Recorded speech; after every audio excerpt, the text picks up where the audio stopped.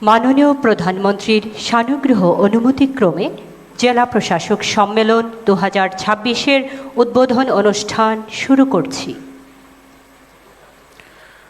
সম্মানিত সুধীবৃন্দ, আসসালামু আলাইকুম।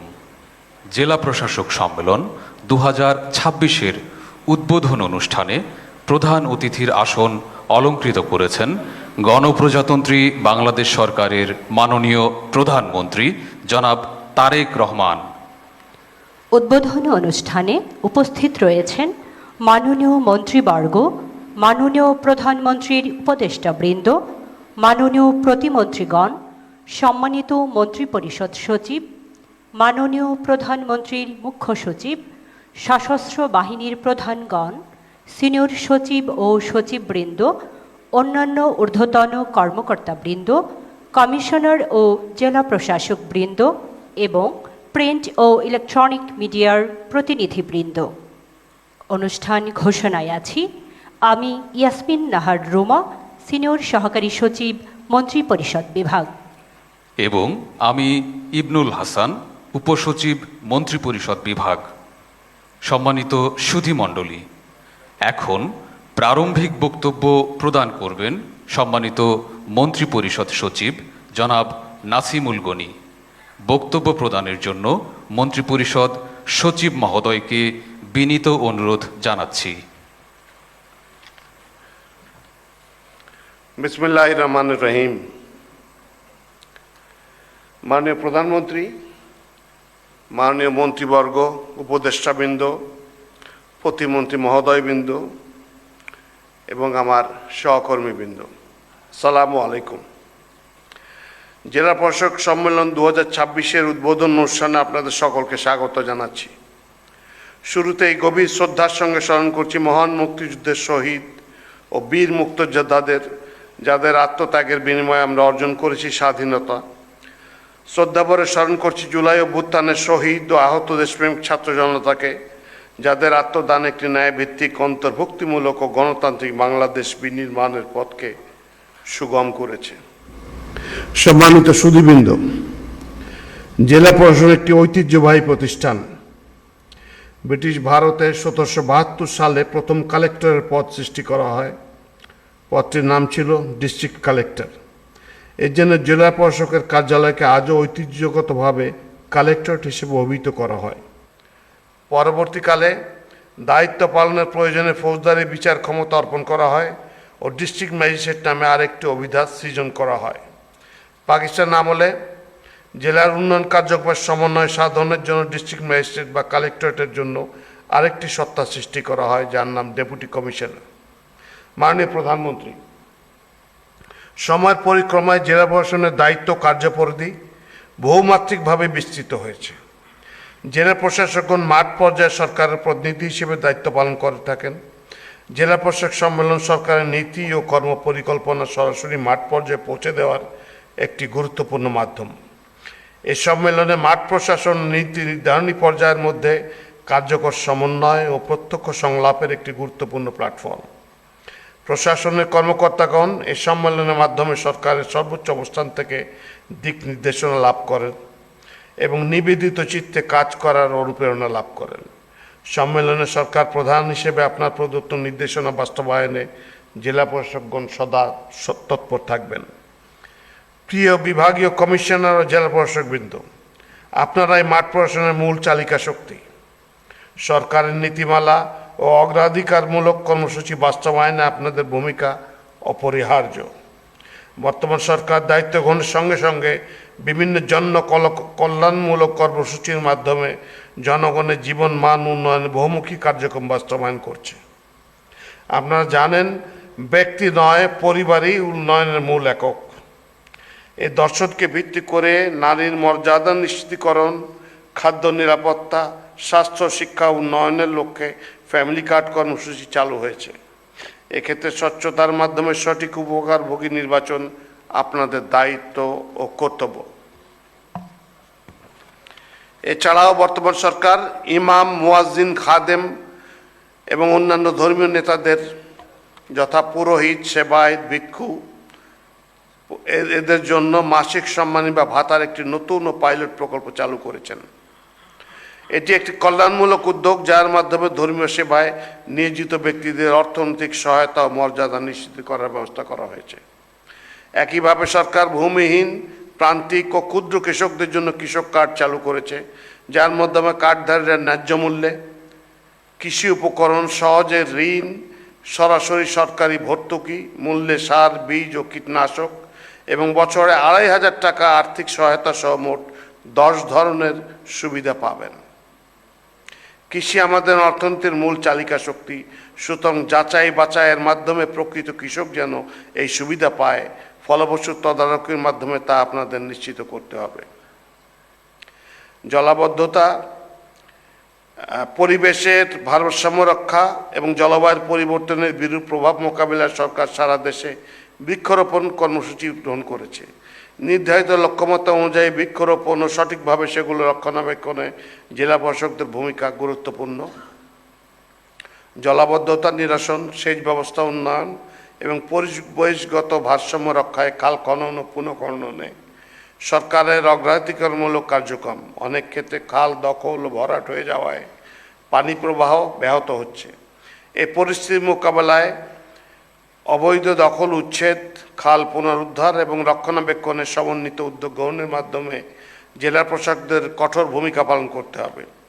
পরিবেশগত ভারসাম্য রক্ষা না হলে টেকসই উন্নয়ন সম্ভব নয়, এই বিষয়টি আমাদের সবসময় মনে রাখতে হবে। তবে সরকারের গৃহীত কর্মসূচির অনুসরণে সবার আগে মানুষ, দেশের মানুষ, এবং তাদের প্রতি আমাদের সার্ভিস হতে হবে ডেডিকেটেড, এটি সর্বাবস্থায় স্মরণে রাখবেন। সম্মানিত সুধীবৃন্দ, বর্তমান বৈশ্বিক প্রেক্ষাপটে জ্বালানি ও বিদ্যুতের সাশ্রয়ী ব্যবহার জাতীয় দায়িত্বে পরিণত হয়েছে। এ লক্ষ্যে সরকার ইতোমধ্যে জ্বালানি ব্যবস্থাপনায় দক্ষতা বৃদ্ধি, নবায়নযোগ্য জ্বালানির ব্যবহার সম্প্রসারণ এবং চাহিদা ব্যবস্থাপনার উপর গুরুত্ব আরোপ করেছে। আপনারা জানেন যে সরকারি বেসরকারি দপ্তরসমূহে বিদ্যুৎ ও জ্বালানি ব্যবহারে মিতব্যয়িতা নিশ্চিত করবে সরকার নির্দেশনা দিয়েছে।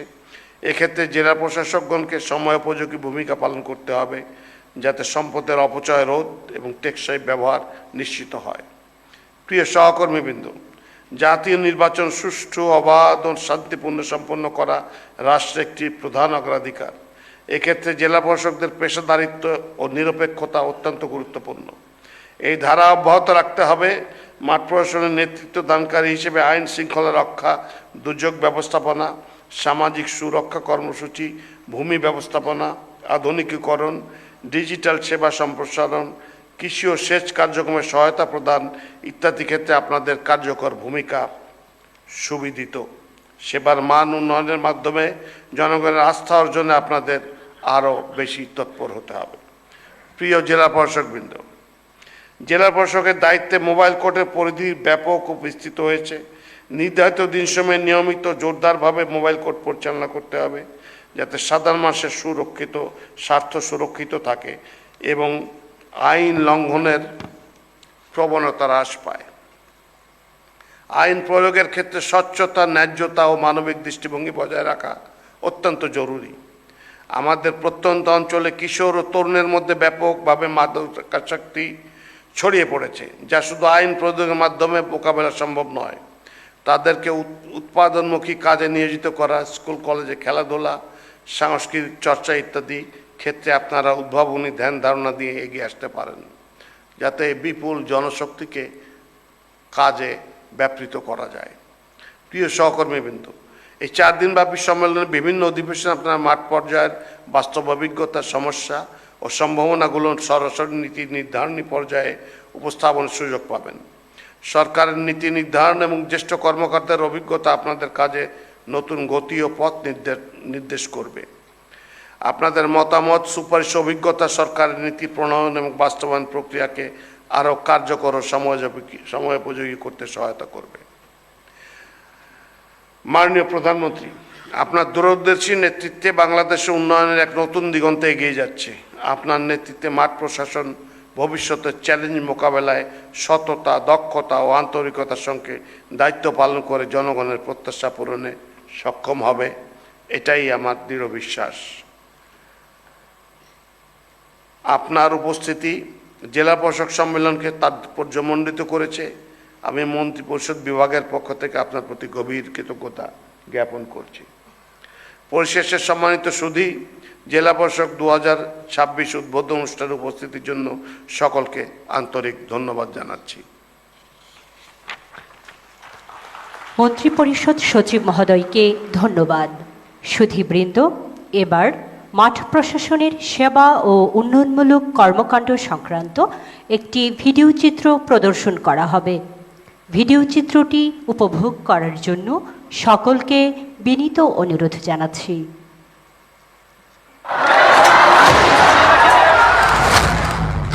ঐতিহাসিক জুলাই গণ অভ্যুত্থানের মাধ্যমে দীর্ঘ 17 বছরের ফ্যাসিবাদী শাসনের অবসানের পর শুরু হয় গণতন্ত্রের পথে নতুন অভিযাত্রা। নতুন বাংলাদেশের স্বপ্নে এদেশের গণমানুষের অকুণ্ঠ সমর্থন ত্রয়োদশ জাতীয় সংসদ নির্বাচনে বিএনপিকে এনে দেয় বিপুল সংখ্যাগরিষ্ঠতা। ঐতিহাসিক এই নির্বাচনে প্রশাসনের কর্মকর্তাদের স্বচ্ছতা, নিরপেক্ষতা ও আন্তরিকতার সাথে দায়িত্ব পালন দেশে বিদেশে নির্বাচনকে করেছে প্রশংসিত, গ্রহণযোগ্য। রাষ্ট্রনায়ক তারেক রহমানের নেতৃত্বে গঠিত হয় জনগণের সরকার। শুরু হয় গণতান্ত্রিক অভিযাত্রার এক নতুন অধ্যায়। নবগঠিত সরকারের নির্বাচনী প্রতিশ্রুতি বাস্তবায়নে প্রশাসন হয়ে ওঠে তৎপর। সকলের সহযোগিতায় আইন শৃঙ্খলা পরিস্থিতি নিয়ন্ত্রণে আনে মাঠ প্রশাসন। আইনের শাসন প্রতিষ্ঠায় এবং বিভিন্ন সামাজিক অপরাধ প্রতিরোধে দেশব্যাপী নিয়মিত ভ্রাম্যমাণ আদালত পরিচালনা করছেন বিজ্ঞ এক্সিকিউটিভ ম্যাজিস্ট্রেটগণ। দ্রব্যমূল্য স্বাভাবিক রাখতে সারা দেশে বাজার মনিটরিংয়ে রয়েছে তাদের তৎপরতা। পাশাপাশি টিসিবির মাধ্যমে ন্যায্য মূল্যে স্বল্প আয়ের মানুষের কাছে নিত্য প্রয়োজনীয় পণ্য পৌঁছে দিতে প্রতিনিয়ত সহায়তা দিয়ে যাচ্ছেন তারা। ফলে রমজান জুড়ে দ্রব্যমূল্য ছিল স্থিতিশীল। এতে স্বাচ্ছন্দ্যে ঈদ উদযাপন করতে পেরেছে এদেশের মানুষ। নারী শিক্ষা ও স্বাস্থ্য উন্নয়নে প্রয়াত দেশনেত্রী বেগম খালেদা জিয়ার আদর্শে অনুপ্রাণিত হয়ে বাল্যবিবাহ প্রতিরোধে নিয়মিত ভ্রাম্যমাণ আদালত পরিচালনা করছেন মাঠ প্রশাসনের কর্মকর্তারা। মাদক ও চোরাচালান বিরোধী কার্যক্রমের মাধ্যমে সমাজকে আরও নিরাপদ রাখতে তারা সদা সচেষ্ট। মা ইলিশ রক্ষায় অভিযান পরিচালনার মাধ্যমে মৎস্য সম্পদ সংরক্ষণেও গুরুত্বপূর্ণ অবদান রেখে চলেছেন তারা। সারা দেশে অবৈধ দখলদারদের বিরুদ্ধে জীবনের ঝুঁকি নিয়ে রাষ্ট্রীয় সম্পদ উদ্ধার করছেন মাঠ পর্যায়ের কর্মকর্তারা। হারিয়ে যাওয়া খাল পুনরুদ্ধারে মাননীয় প্রধানমন্ত্রীর দেশব্যাপী খাল খনন কার্যক্রমে মূল সমন্বয়কের কাজ করছে মাঠ প্রশাসন। স্বচ্ছতা ও জবাবদিহিতার মাধ্যমে মাননীয় প্রধানমন্ত্রীর প্রতিশ্রুত ফ্যামিলি কার্ড ঘরে ঘরে পৌঁছে দিতে অব্যাহত রয়েছে তাদের নিরলস প্রচেষ্টা। কৃষকদের আত্মনির্ভরশীল ও স্বাবলম্বী হিসেবে গড়ে তুলতে কৃষক কার্ড কার্যক্রম বাস্তবায়নে সহায়তা দিচ্ছেন তারা। পাশাপাশি বাস্তবায়িত হচ্ছে একগুচ্ছ সামাজিক নিরাপত্তা কর্মসূচি, যা বাংলাদেশের টেকসই উন্নয়নের পথে রাখছে গুরুত্বপূর্ণ অবদান। প্রতি শনিবার পরিষ্কার পরিচ্ছন্নতা সহ পরিবেশ সুরক্ষায় নানাবিধ উদ্যোগ গ্রহণ করেছেন মাঠ প্রশাসনের কর্মকর্তারা। পাশাপাশি স্কুল কলেজে শিক্ষার গুণগত মান নিশ্চিতে নিরলসভাবে কাজ করে যাচ্ছেন তারা। সার ও বীজ বিতরণ, নিয়মিত গণশুনানি, বিভিন্ন জাতীয় দিবস আয়োজন, ক্রীড়া ও সাংস্কৃতিক চর্চা এবং সেবামূলক উদ্ভাবনী কার্যক্রম প্রতিটি ক্ষেত্রেই তাদের দক্ষতা আজ সুস্পষ্টভাবে প্রতিফলিত। স্বচ্ছতা ও দ্রুততার সাথে ক্ষতিপূরণ প্রদানের ফলে ভূমি অধিগ্রহণ প্রক্রিয়ায় এসেছে গতি, সহজ হয়েছে প্রকল্প বাস্তবায়ন। ডিজিটাল ভূমি সেবার মাধ্যমে ভূমি ব্যবস্থাপনায় বৃদ্ধি পেয়েছে স্বচ্ছতা ও জবাবদিহিতা, কমেছে জনগণের ভোগান্তি। দৈনন্দিন কাজের পাশাপাশি যে কোনো দুর্যোগে মানুষের পাশে থেকে নিরলসভাবে কাজ করে যাচ্ছেন প্রশাসনের কর্মকর্তারা। অফিস সময়ের বাইরে, এমনকি সরকারি ছুটির দিনেও মানুষের প্রয়োজনে সর্বদা কাজ করে যাচ্ছেন তারা। রাষ্ট্রীয় নীতি বাস্তবায়নের গুরুত্বপূর্ণ দায়িত্ব পালন করছে মাঠ প্রশাসন। দুর্নীতি দমন, আইনের শাসন প্রতিষ্ঠা এবং জনসেবার মানোন্নয়নের মাধ্যমে জন আকাঙ্ক্ষা পূরণে মাঠ প্রশাসন দৃঢ় অঙ্গীকারবদ্ধ। সকলের সম্মিলিত প্রচেষ্টা ও ঐক্যের শক্তিতেই গড়ে উঠবে আমাদের কাঙ্ক্ষিত স্বনির্ভর নতুন বাংলাদেশ। সবার আগে বাংলাদেশ, এই প্রত্যয়ে মাননীয় প্রধানমন্ত্রীর গর্বিত সহযোগী বাংলাদেশের মাঠ প্রশাসন।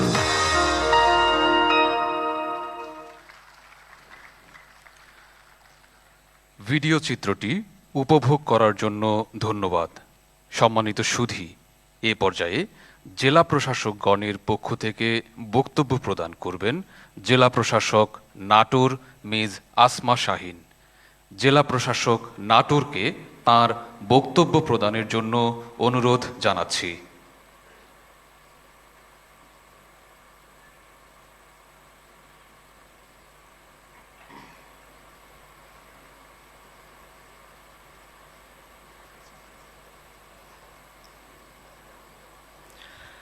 বিসমিল্লাহির রহমানির রহিম। জেলা প্রশাসক সম্মেলন 2026-এর উদ্বোধনী অনুষ্ঠানের প্রধান অতিথি মাননীয় প্রধানমন্ত্রী, অনুষ্ঠানে উপস্থিত মন্ত্রিপরিষদের মাননীয় সদস্যবৃন্দ, মাননীয় উপদেষ্টাগণ, শ্রদ্ধেয় মন্ত্রিপরিষদ সচিব, প্রধানমন্ত্রীর মুখ্য সচিব, সিনিয়র সচিব ও সচিববৃন্দ, কমিশনার মহোদয়গণ, জেলা প্রশাসকবৃন্দ, সম্মানিত সুধী মণ্ডলী, আসসালামু আলাইকুম। মাননীয় প্রধানমন্ত্রী, আপনার নেতৃত্বে বৈষম্যহীন, মেধাভিত্তিক, জবাবদিহিমূলক ও মানবিক রাষ্ট্র গড়ে তোলার কাজ শুরু হয়েছে। ইতোমধ্যে আপনার সুযোগ্য নির্দেশনায় সবার আগে বাংলাদেশ এই স্লোগানে ব্যাপক কর্মযজ্ঞ শুরু হয়েছে। আমরা দৃঢ়ভাবে বিশ্বাস করি আপনার দূরদর্শী নেতৃত্বে দেশের টেকসই উন্নয়ন ও জনকল্যাণমূলক কর্মসূচিগুলো মাঠ পর্যায়ে দৃশ্যমান বাস্তবতায় রূপ নিচ্ছে। বিশেষ করে খাল খনন কার্যক্রমের মাধ্যমে জলাবদ্ধতা নিরসন ও সেচ ব্যবস্থার উন্নয়ন কৃষি উৎপাদন বৃদ্ধিতে গুরুত্বপূর্ণ ভূমিকা রাখবে। একই সাথে ফ্যামিলি কার্ড কার্যক্রমের মাধ্যমে নিম্ন আয়ের জনগোষ্ঠীর জন্য নিত্য প্রয়োজনীয় দ্রব্যের সহজলভ্যতা নিশ্চিত হয়েছে, যা সামাজিক নিরাপত্তা ব্যবস্থাকে আরও শক্তিশালী করেছে। এছাড়া সারা দেশে ব্যাপক বৃক্ষরোপণ কর্মসূচি পরিবেশ সুরক্ষা, জলবায়ু পরিবর্তন মোকাবেলা এবং সবুজ বাংলাদেশ গঠনে এক যুগান্তকারী ভূমিকা রাখছে। এ কার্যক্রমের অংশ হিসেবে নাটোর জেলার লালপুর উপজেলার ঈশ্বরদী ইউনিয়নের ৯ নং ওয়ার্ডের ৩৬৯ জনকে ফ্যামিলি কার্ড প্রদান করা হয়েছে। পর্যায়ক্রমে সকল উপজেলা ফ্যামিলি কার্ডের আওতায় আনতে পারলে জনগণ উপকৃত হবে। এছাড়া নাটোর জেলার বিভিন্ন উপজেলায় খাল খনন ও বৃক্ষরোপণ কর্মসূচির সফল বাস্তবায়নে জেলা প্রশাসন আন্তরিকভাবে কাজ করে যাচ্ছে। জিআই পণ্য হিসেবে স্বীকৃত নাটোরের কাঁচাগোল্লার ঐতিহ্য ও গুণগত মান অক্ষুণ্ণ রাখতে স্থানীয় উৎপাদক, ব্যবসায়ী এবং বিশেষজ্ঞদের অংশগ্রহণে উৎপাদন প্রক্রিয়ার মানোন্নয়ন, ভেজাল প্রতিরোধ, সঠিক ব্র্যান্ডিং ও বিপণন কৌশল, সচেতনতামূলক কার্যক্রম পরিচালনা সহ প্রয়োজনীয় পদক্ষেপ গ্রহণ অব্যাহত রয়েছে। মাননীয় প্রধানমন্ত্রী, নাটোর রাজশাহী বিভাগের একটি কৌশলগত জেলা। কৃষি নির্ভর অর্থনীতির শক্তিশালী ভিত্তির উপর দাঁড়িয়ে এ জেলা শিল্পায়নের নতুন দিগন্ত উন্মোচনের অপেক্ষায় রয়েছে। চলনবিল অঞ্চলে ব্যাপক রসুন উৎপাদিত হয়, যা কাজে লাগিয়ে রপ্তানিমুখী শিল্প গড়ে তোলা সম্ভব। নাটোর সুগার মিল ও নর্থ বেঙ্গল সুগার মিলকে কেন্দ্র করে একটি আধুনিক ও পূর্ণাঙ্গ শিল্প বলয় গড়ে তোলা হলে চিনি উৎপাদন বৃদ্ধি, গুড় ও ইথানল তৈরি এবং নবায়নযোগ্য জ্বালানি উৎপাদনে গুরুত্বপূর্ণ ভূমিকা পালন করবে। উত্তরা গণভবন কেন্দ্রিক হেরিটেজ ট্যুরিজম হাব ও নাটোর রাজবাড়িকে ঘিরে হেরিটেজ ট্রেল বাস্তবায়ন হলে দেশি বিদেশি পর্যটক আকর্ষণ সম্ভব হবে। পাশাপাশি চলনবিল ও হালতিবিল ঘিরে ইকোট্যুরিজম কেন্দ্রিক কার্যক্রমের প্রসার কর্মসংস্থান তৈরি ও জাতীয় অর্থনীতির বিকাশে গুরুত্বপূর্ণ ভূমিকা রাখতে পারে। মাননীয় প্রধানমন্ত্রী, আপনার সুযোগ্য নির্দেশনায় মাঠ প্রশাসন নিরলসভাবে কাজ করে যাচ্ছে। আপনার মতো আমরাও বিশ্বাস করি দেশ বিনির্মাণের যে সুযোগ তরুণরা তৈরি করেছে তা ব্যর্থ হতে দেওয়া যাবে না। এ লক্ষ্যে দ্রব্যমূল্য নিয়ন্ত্রণ, জনবান্ধব ভূমি ব্যবস্থাপনা, দুর্নীতিমুক্ত দপ্তর বিনির্মাণ, দুর্যোগ ব্যবস্থাপনা, খাদ্য নিরাপত্তা নিশ্চিত করা, মানসম্মত শিক্ষা পরিবেশ তৈরি, সার্বিকভাবে তরুণ ও যুব সমাজকে সম্পৃক্ত করার মাধ্যমে মাঠ পর্যায়ে সরকারের সকল উদ্যোগ সফলভাবে বাস্তবায়ন করা হচ্ছে। মাননীয় প্রধানমন্ত্রী, আপনার নেতৃত্বে আমরা নতুন বাংলাদেশের যে স্বপ্ন সূচনা করেছি, যে সুযোগ আমরা পেয়েছি, তার সারথি হতে পেরে নিজেকে সৌভাগ্যবান মনে করছি। পরিশেষে সকলের প্রতি কৃতজ্ঞতা ও শ্রদ্ধা জানিয়ে আমার বক্তব্য শেষ করছি। সবাইকে ধন্যবাদ। জেলা প্রশাসক নাটোরকে ধন্যবাদ। এখন বক্তব্য প্রদান করবেন জেলা প্রশাসক পটুয়াখালী ডক্টর মোহাম্মদ শহীদ হোসেন চৌধুরী। জেলা প্রশাসক পটুয়াখালীকে তাঁর বক্তব্য প্রদানের জন্য অনুরোধ জানাচ্ছি।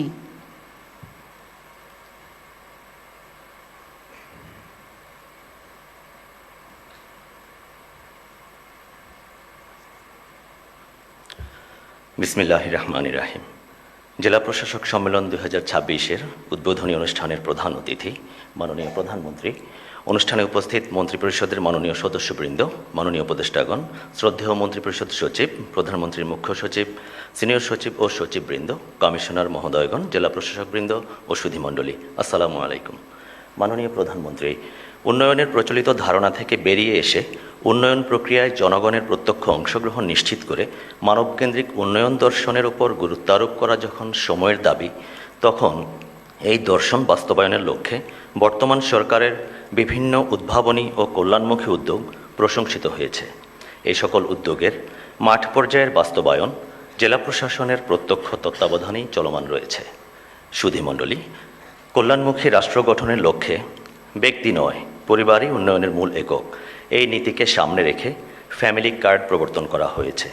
এই প্রক্রিয়ার অংশ হিসেবে পটুয়াখালীর গলাচিপা উপজেলার চর বিশ্বাস ইউনিয়নের 9 নম্বর ওয়ার্ডে ইতোমধ্যে জরিপ ও ডাটা এন্ট্রির কাজ সম্পন্ন হয়েছে।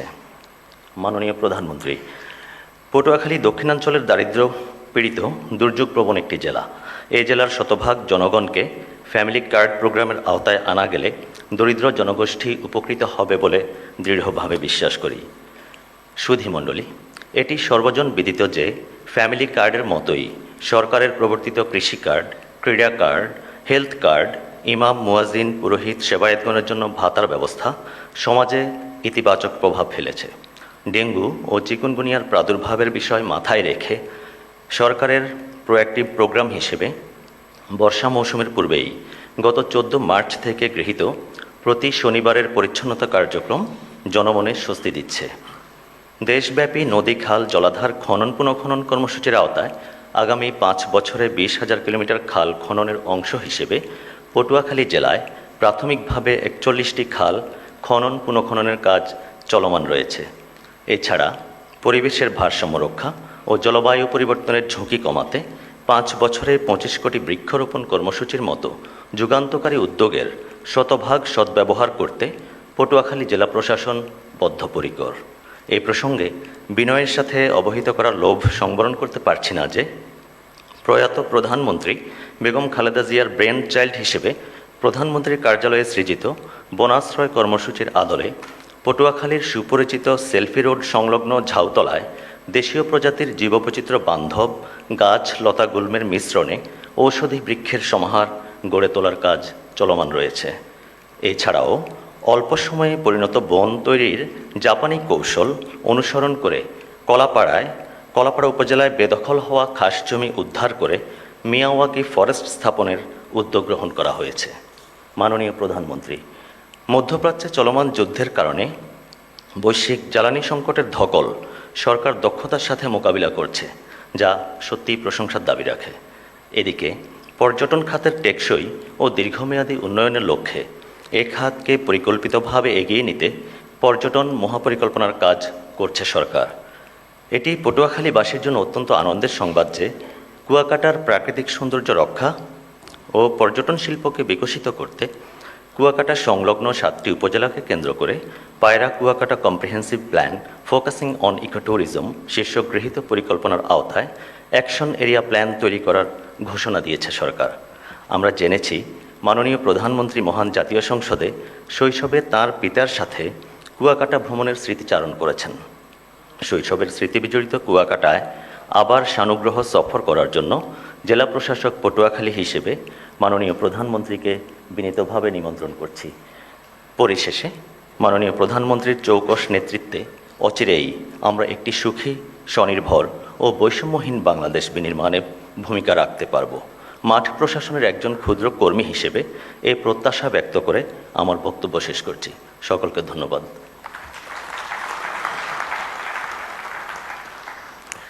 জেলা প্রশাসক পটুয়াখালীকে ধন্যবাদ।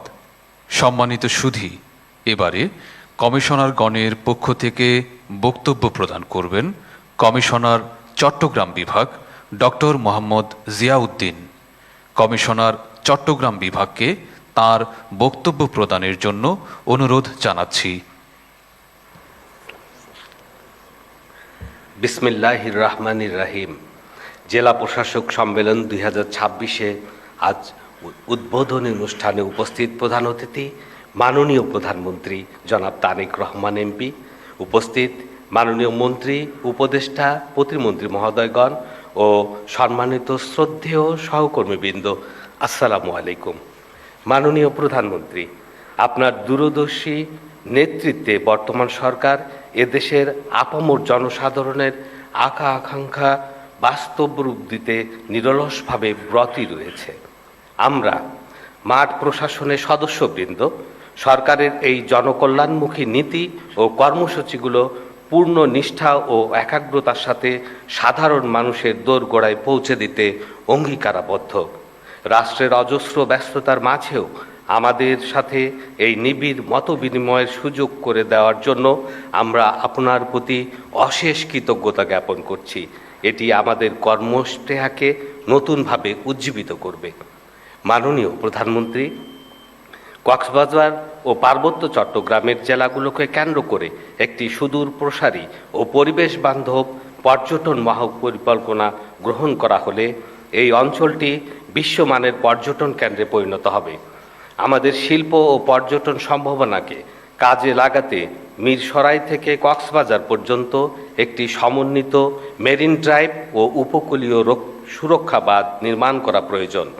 এটি যাতায়াত সহজ করবে, জলোচ্ছ্বাস থেকে জনপদ রক্ষা করবে এবং পর্যটন সম্ভাবনাকে বৈশ্বিক মানে উন্নীত করে নীল অর্থনীতির নতুন দুয়ার উন্মোচন করবে। মাননীয় প্রধানমন্ত্রী, পার্বত্য চট্টগ্রামের ভূমি ব্যবস্থাপনায় স্বচ্ছতা ও গতিশীলতা আনতে ডিজিটাল ভূমি ব্যবস্থাপনা প্রবর্তন করা অত্যন্ত জরুরি। এছাড়া পার্বত্য এলাকায় সুপেয় পানির তীব্র সংকট নিরসনে কার্যকর পরিকল্পনা গ্রহণ করা প্রয়োজন, কারণ পানির অভাব জনজীবনে চরম দুর্ভোগ সৃষ্টির পাশাপাশি পর্যটন শিল্পের সম্ভাবনাকে ব্যাহত করছে।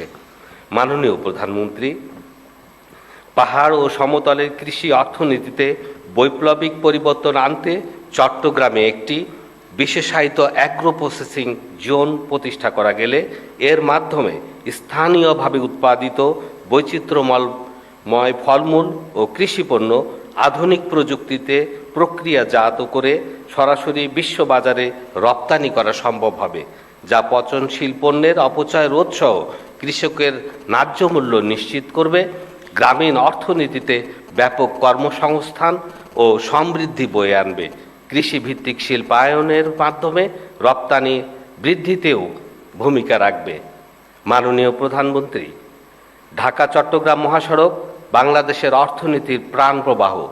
দেশের প্রায় 80% বাণিজ্য এই পথের উপর নির্ভরশীল। ক্রমবর্ধমান যানবাহনের চাপ ও যানজট নিরসনে এই মহাসড়ককে 4 লেন থেকে 8 লেনে উন্নীত করা এখন সময়ের দাবি।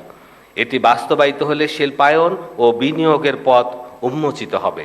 এছাড়া চট্টগ্রাম কক্সবাজার মহাসড়কটি বর্তমানে অত্যন্ত ঝুঁকিপূর্ণ ও অপ্রশস্ত। এটি 2 লেনের সড়ক। এই ঝুঁকিপূর্ণ মহাসড়কটিকে মৃত্যুফাঁদ থেকে মুক্ত করতে এবং পর্যটন শিল্পের বিকাশ নিশ্চিতকল্পে অতি দ্রুত 6 লেনে উন্নীত করা প্রয়োজন। এছাড়া ঢাকা চট্টগ্রাম রেল রুটে নারায়ণগঞ্জ কুমিল্লা কর্ড লাইন নির্মিত হলে দূরত্ব 100 কিলোমিটার কমে আসবে। ফলশ্রুতিতে এই রুটে যাত্রী ও পণ্য পরিবহন দ্রুততর হবে এবং অর্থনীতিতে ব্যাপক অগ্রগতি সাধিত হবে। মাননীয় প্রধানমন্ত্রী, এই সম্মেলনে আপনার মূল্যবান নির্দেশনা আমাদের পেশাগত দায়িত্ব পালনের পথকে আরও অর্থবহ, ফলপ্রসূ ও দেশপ্রেমে উজ্জীবিত করবে। পরিশেষে সকলের মঙ্গল কামনা করছি। সকলকে ধন্যবাদ। কমিশনার চট্টগ্রাম বিভাগকে ধন্যবাদ। সম্মানিত সুধী, এ পর্যায়ে শুভেচ্ছা বক্তব্য প্রদান করবেন মাননীয় প্রধানমন্ত্রীর মুখ্য সচিব জনাব ABM আব্দুস সাত্তার। সম্মানিত মুখ্য সচিবকে তার বক্তব্য প্রদানের জন্য বিনীত অনুরোধ জানাচ্ছি।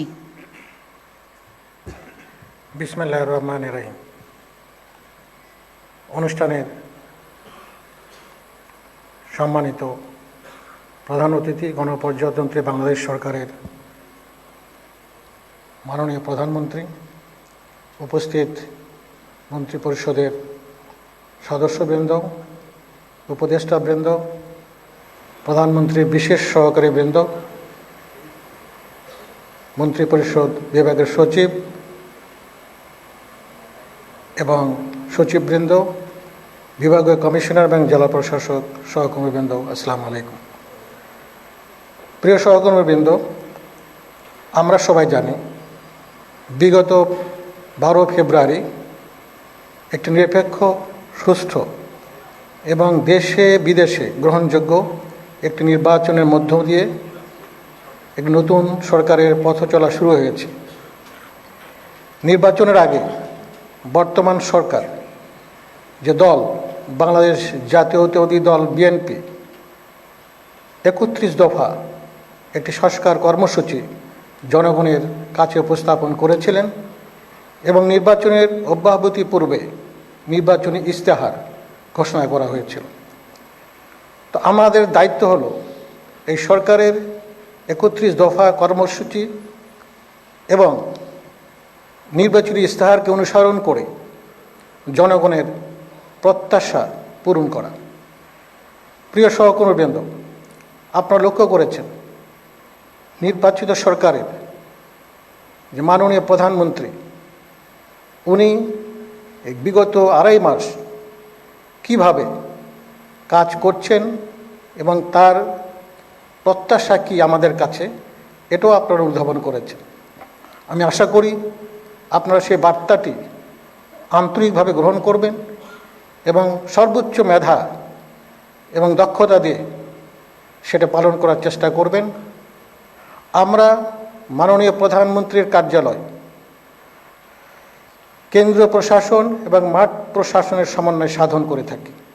আমি প্রতিশ্রুতি দিচ্ছি যে আপনারা যে কোনো সমস্যা, যে কোনো কার্যক্রম পরিচালনায় মাননীয় প্রধানমন্ত্রীর কার্যালয়কে সর্বসময় আপনাদের কাছে পাবেন। প্রিয় সহকর্মীবৃন্দ, আমরা একটি স্লোগান আমাদের ধারণ করতে হবে, সেটি হলো করব কাজ, গর্ব দেশ, সবার আগে বাংলাদেশ। আপনারা বাংলাদেশকে সামনে রেখে, এই দেশের জনগণকে সামনে রেখে আপনারা আইনকে প্রয়োগ করবেন নিরপেক্ষভাবে, সততার সঙ্গে, দক্ষতার সঙ্গে। আমি আবার রিপিট করছি, বাংলাদেশকে গড়ে তুলতে হবে। এই গড়ে তুলতে হলে আপনাদের সততা এবং দক্ষতা সবচেয়ে বড় প্রয়োজন। আমরা আপনাদের সুন্দর পথ চলা, সুন্দর কার্যক্রম পরিচালনা পরম করুণাময় সহায়তা দেন আমাদের। সবাই ভালো থাকুন, সুস্থ থাকুন। আসসালামু আলাইকুম। মুখ্য সচিব মহোদয়কে ধন্যবাদ। সম্মানিত সুধী, এ পর্যায়ে বক্তব্য প্রদান করবেন মাননীয় প্রতিমন্ত্রী, জনপ্রশাসন মন্ত্রণালয়, জনাব মোহাম্মদ আব্দুল বারী। মাননীয় প্রতিমন্ত্রীকে তার বক্তব্য প্রদানের জন্য বিনীত অনুরোধ জানাচ্ছি।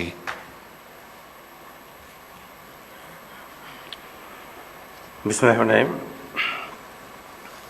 জেলা প্রশাসক সম্মেলন 2026-এর উদ্বোধন অনুষ্ঠানে উপস্থিত গণপ্রজাতন্ত্রী বাংলাদেশ সরকারের মাননীয় প্রধানমন্ত্রী জনাব তারেক রহমান, মাননীয় মন্ত্রী মহোদয়গণ, উপদেষ্টা মহোদয়গণ, মাননীয় প্রতিমন্ত্রীবৃন্দ, মাননীয় প্রধানমন্ত্রীর বিশেষ সহকারীবৃন্দ, মন্ত্রিপরিষদ সচিব, প্রধানমন্ত্রীর মুখ্য সচিব, সেনা, নৌ, বিমান বাহিনী প্রধানগণ, সিনিয়র সচিববৃন্দ ও সচিব, বিভাগীয় কমিশনার ও জেলা প্রশাসক, আমন্ত্রিত অতিথিবৃন্দ, প্রিন্ট ও ইলেকট্রনিক মিডিয়ার সদস্যবৃন্দ, উপস্থিত অন্যান্য কর্মকর্তাবৃন্দ ও সুধীমণ্ডলী, আসসালামু আলাইকুম।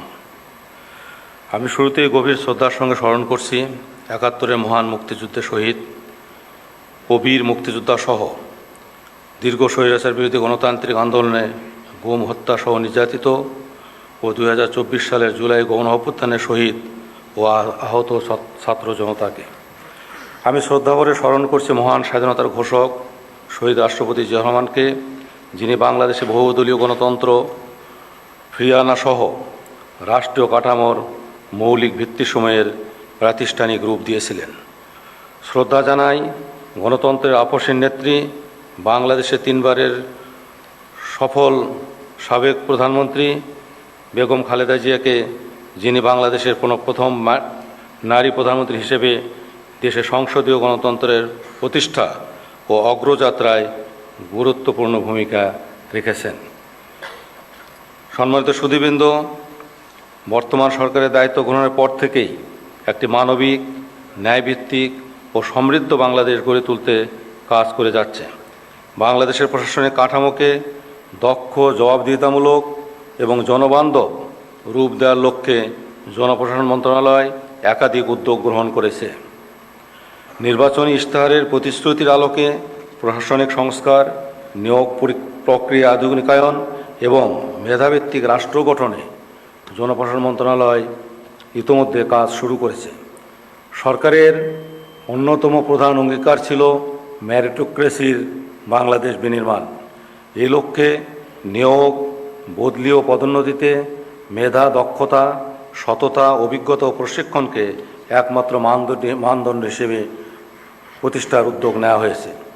এই উদ্যোগ প্রশাসনের জনবল ঘাটতি কমিয়ে সেবা প্রদানের গতি বাড়াতে সহায়ক হবে বলে আমি মনে করি। প্রিয় বিভাগীয় কমিশনার, জেলা প্রশাসকবৃন্দ, মাঠ প্রশাসন কেন্দ্রবিন্দু হল জেলা প্রশাসন। জেলা প্রশাসকের নেতৃত্বে মাঠ পর্যায়ে সকল কর্মকাণ্ড পরিচালিত হয়। জেলার উন্নয়ন কর্মকাণ্ডে জেলা প্রশাসক সমন্বয়কারী ও কাণ্ডারি। কেন্দ্র ও জনগণের সেতুবন্ধন হিসাবে সরকারের কর্মসূচি বাস্তবায়নের এক গুরুদায়িত্ব জেলা প্রশাসকগণ দীর্ঘ 2 শতাব্দী পূর্ব হতে পালন করে আসছেন। প্রিয় জেলা প্রশাসকবৃন্দ, সরকারি দপ্তরকে সক্রিয়, তৎপর ও বেগবান করার লক্ষ্যে প্রশাসনিক কার্যক্রমের স্বচ্ছতা ও জবাবদিহিতা নিশ্চিত এবং সিদ্ধান্ত গ্রহণের ক্ষেত্রে দীর্ঘসূত্রিতা পরিহার করতে হবে। জরুরি প্রয়োজনে সংশ্লিষ্ট মন্ত্রণালয় বিভাগের সঙ্গে সরাসরি যোগাযোগ করতে হবে। জেলা প্রশাসক কেবল একজন ব্যক্তি নন, তিনি একই সঙ্গে একটি প্রতিষ্ঠান এবং জেলায় সরকারের প্রতিনিধি। জেলা প্রশাসকদের হতে হবে জনমুখী, গতিশীল, পরিশ্রমী, সদালাপী এবং তাদের প্রত্যেকটি কর্ম হতে হবে অনুসরণীয়।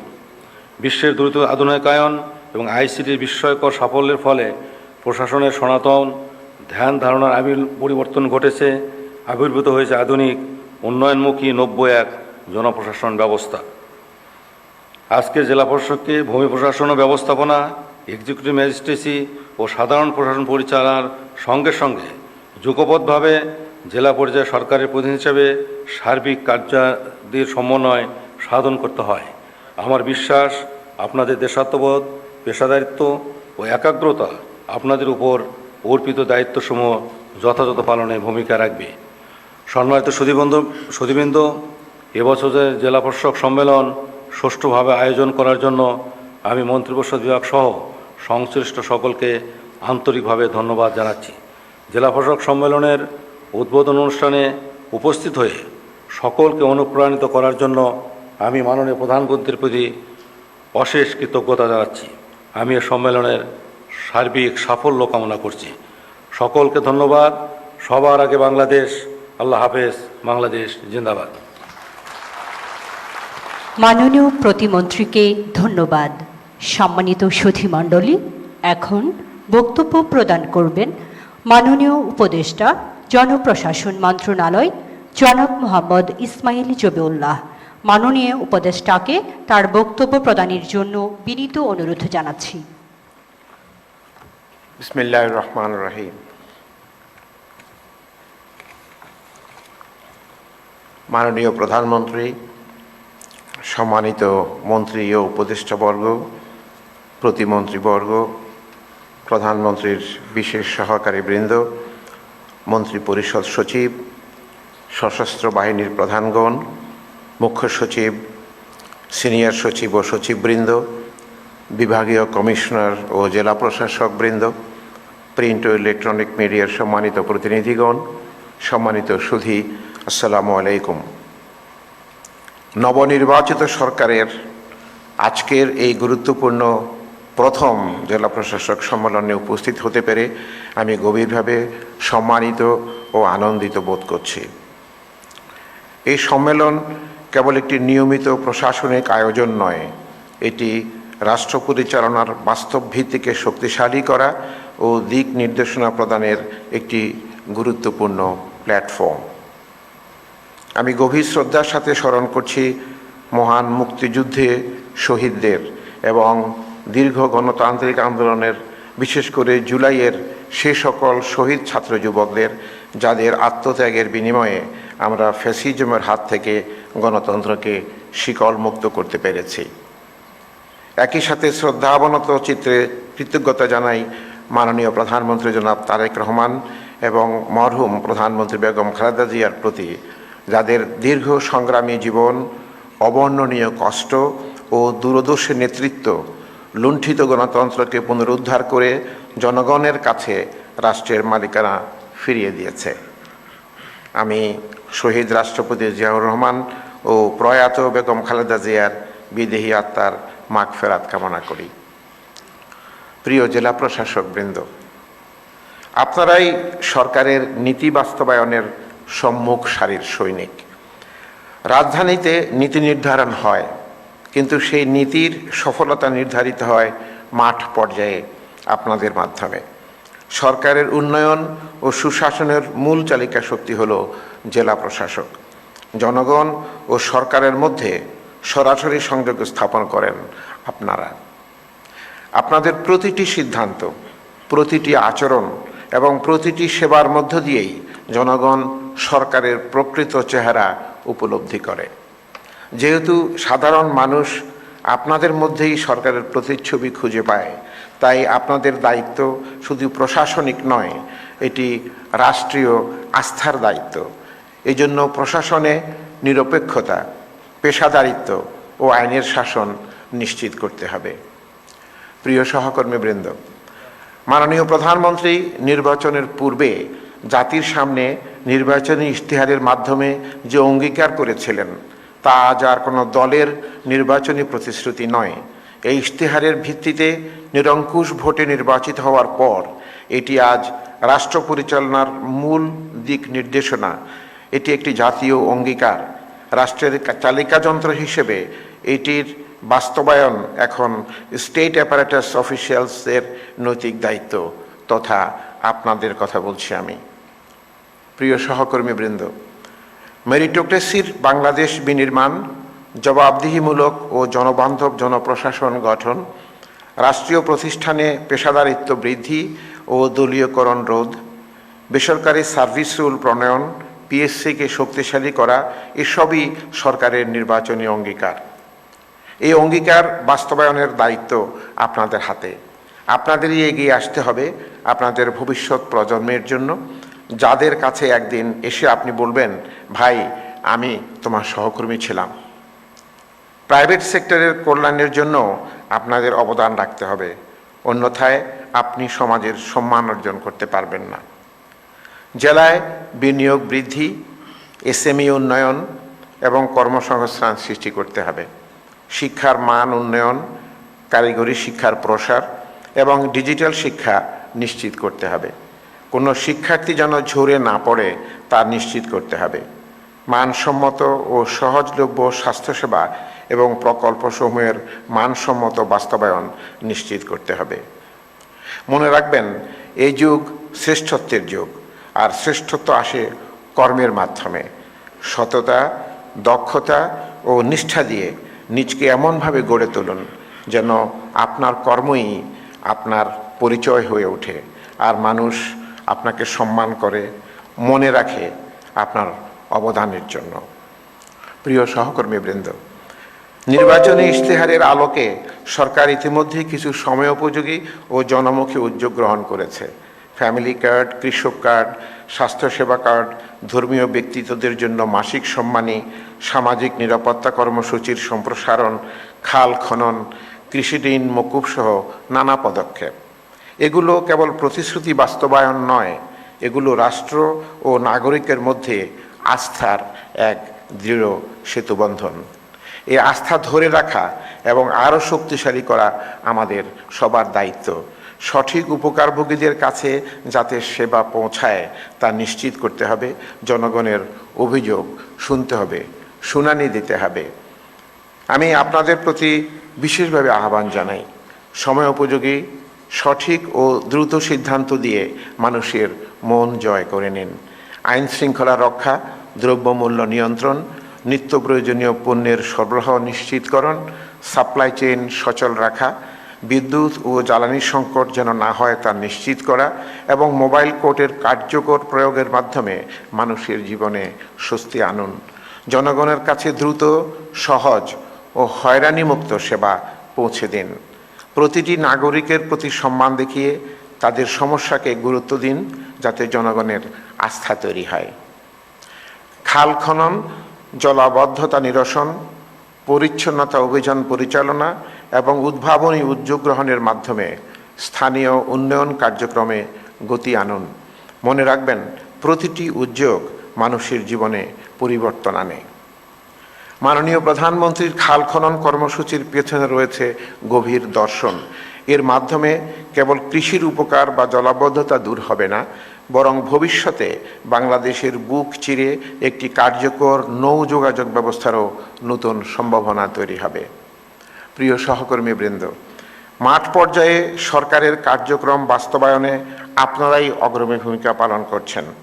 দপ্তরগুলোর মধ্যে সমন্বয় বাড়াতে হবে, মাঠ পর্যায়ের সমস্যা চিহ্নিত করে সমাধানের কার্যকর পদক্ষেপ গ্রহণ করতে হবে।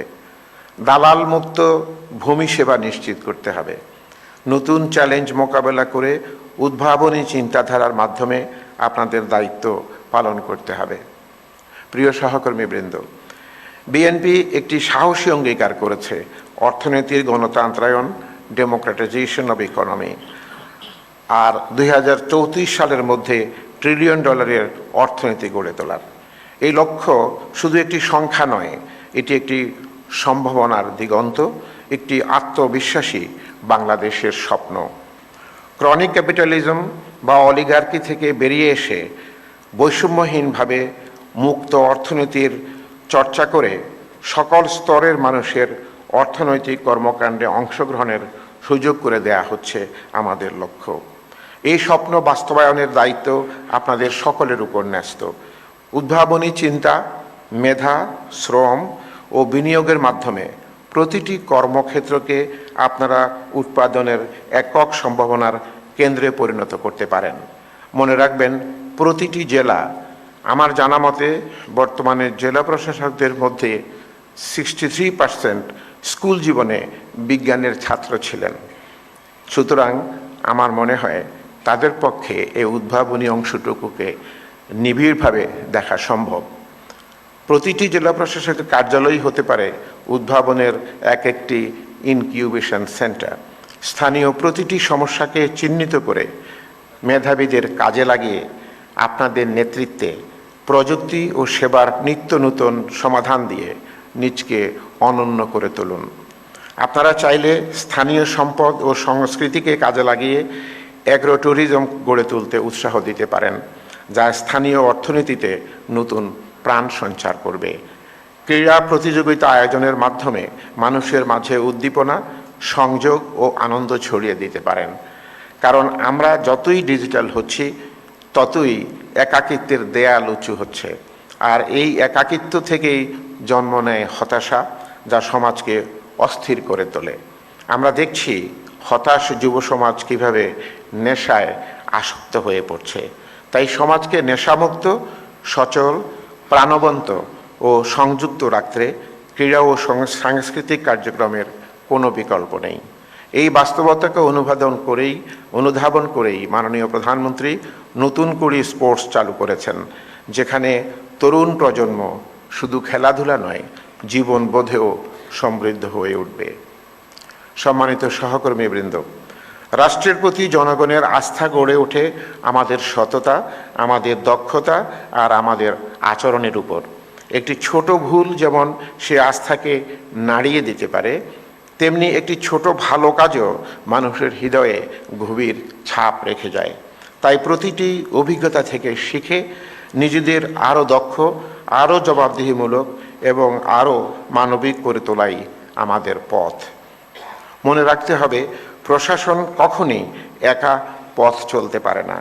রাষ্ট্রীয় নীতি, রাজনৈতিক বাস্তবতা আর জনগণের প্রত্যাশা, এই তিনের সুর মিলিয়েই তৈরি হয় একটি কার্যকর প্রশাসন। এই সুর যত সুন্দর হবে, আমাদের পথ চলাও তত মসৃণ হবে। মাননীয় প্রধানমন্ত্রী ইতিমধ্যেই সময়ানুবর্তিতা, কর্মনিষ্ঠা এবং শৃঙ্খলার এক অনন্য দৃষ্টান্ত স্থাপন করেছেন। আমি যাকে বলি লিডারশিপ বাই এক্সাম্পল।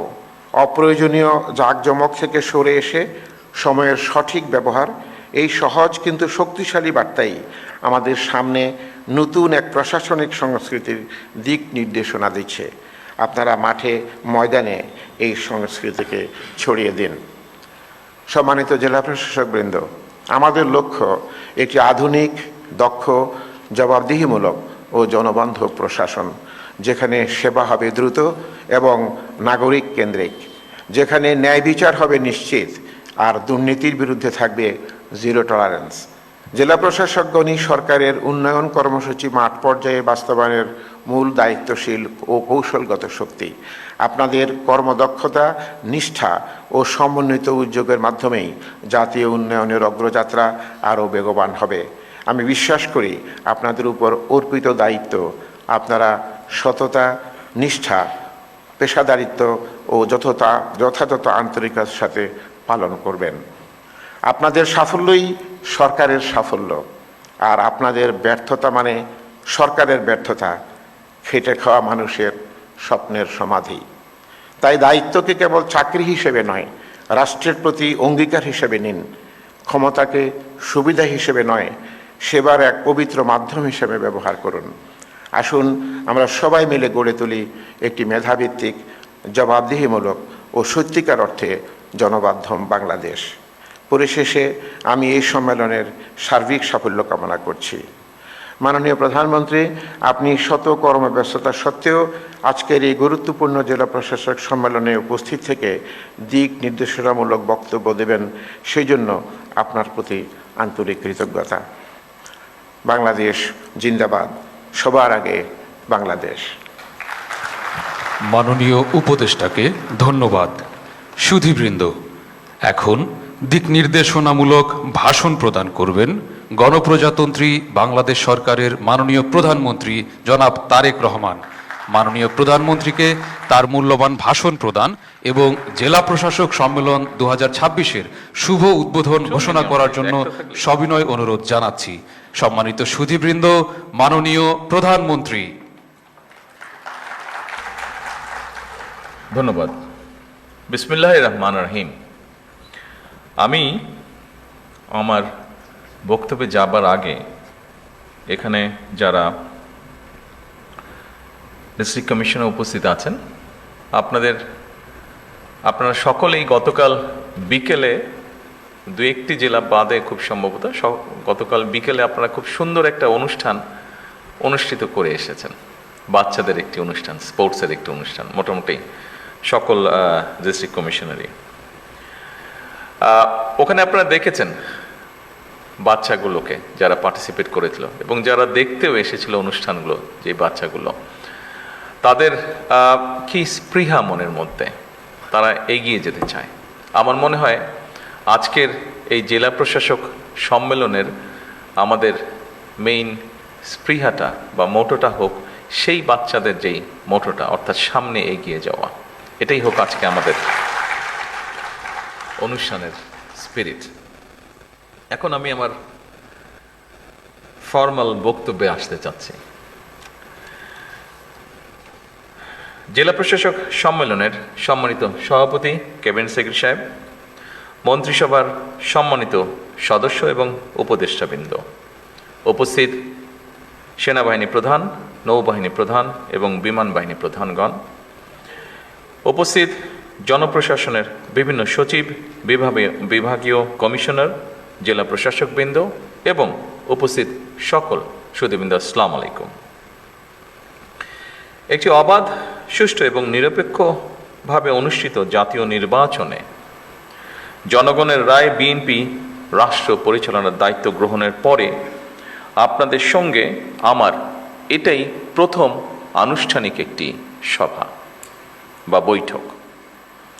12 ফেব্রুয়ারি জাতীয় নির্বাচন অনুষ্ঠানে আপনাদের সবাই হয়তো জেলা প্রশাসক হিসেবে সরাসরি জাতীয় নির্বাচনের সঙ্গে হয়তো সংশ্লিষ্ট ছিলেন না, তবে আপনারা প্রায় প্রত্যেকেই হয়তো যিনি যার অবস্থান থেকে প্রত্যক্ষ কিংবা পরোক্ষভাবে জাতীয় নির্বাচন পরিচালনা কার্যক্রমের সাথে হয়তো জড়িত ছিলেন।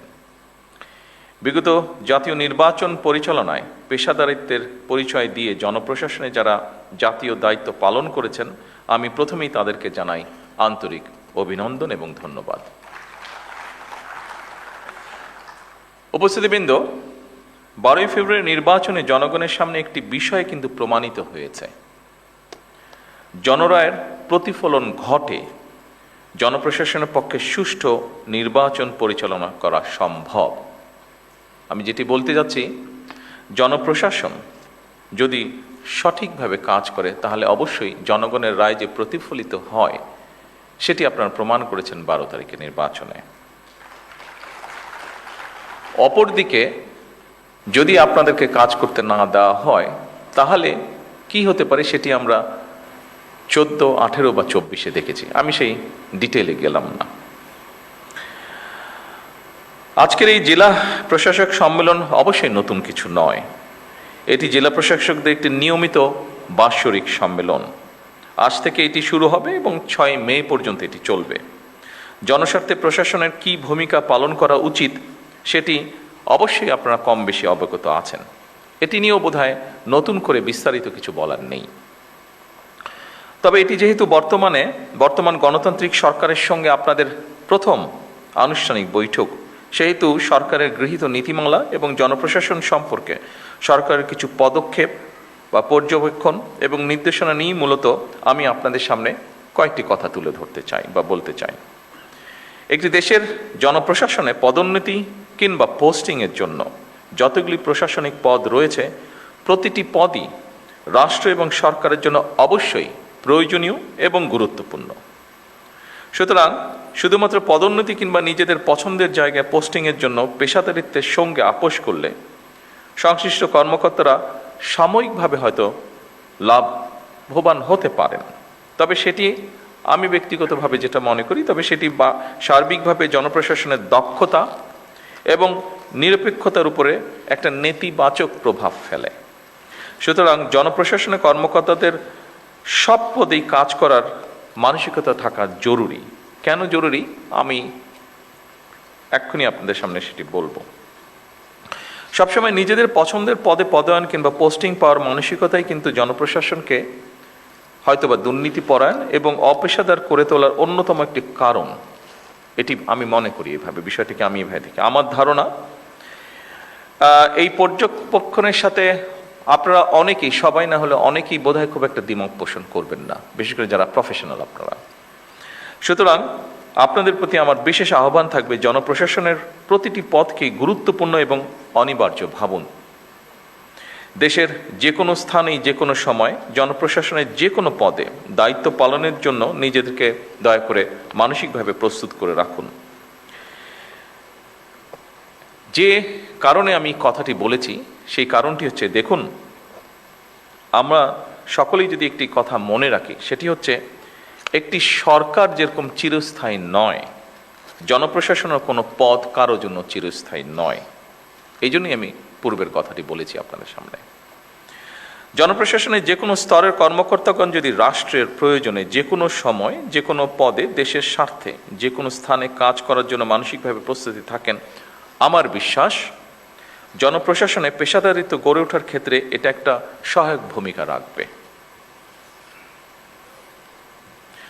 সম্মানিত সকল উপস্থিতিবৃন্দ, একটি গণতান্ত্রিক সরকার নির্বাচিত করেছে বিগত 12 তারিখের নির্বাচন সরাসরি এই দেশের জনগণ সরাসরি ভোটের মাধ্যমে। দীর্ঘদিন ধরে একটি জবাবদিহিমূলক, ন্যায়ভিত্তিক ও জনকল্যাণমুখী শাসন ব্যবস্থার প্রত্যাশা থাকা থেকে সাধারণ মানুষের আকাঙ্ক্ষার প্রতিফলন হচ্ছে বর্তমান সরকার। স্বাভাবিকভাবেই জনগণ সরকারের প্রতিটি কাজের মাধ্যমে তাদের আকাঙ্ক্ষার একটি বাস্তব প্রতিফলন দেখতে চাইবে। সরকারের নীতি ও পরিকল্পনা বাস্তবায়নের ক্ষেত্রে আপনারা, যা আগের বক্তাগণ উল্লেখ করে গেছেন তাদের বক্তব্যে, আপনারা বিশেষ করে বিভাগীয় কমিশনার এবং জেলা প্রশাসকগণই জনগণের সঙ্গে সরকারের প্রধান সেতু বন্ধন।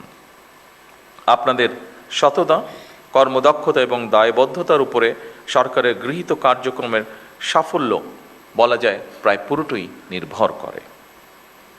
সম্মানিত সকল উপস্থিতিবৃন্দ, দেশের বর্তমান রাজনৈতিক, অর্থনৈতিক, সামাজিক ব্যবস্থা সম্পর্কে আমার মনে হয় আপনারা ভালোভাবে অবগত আছেন।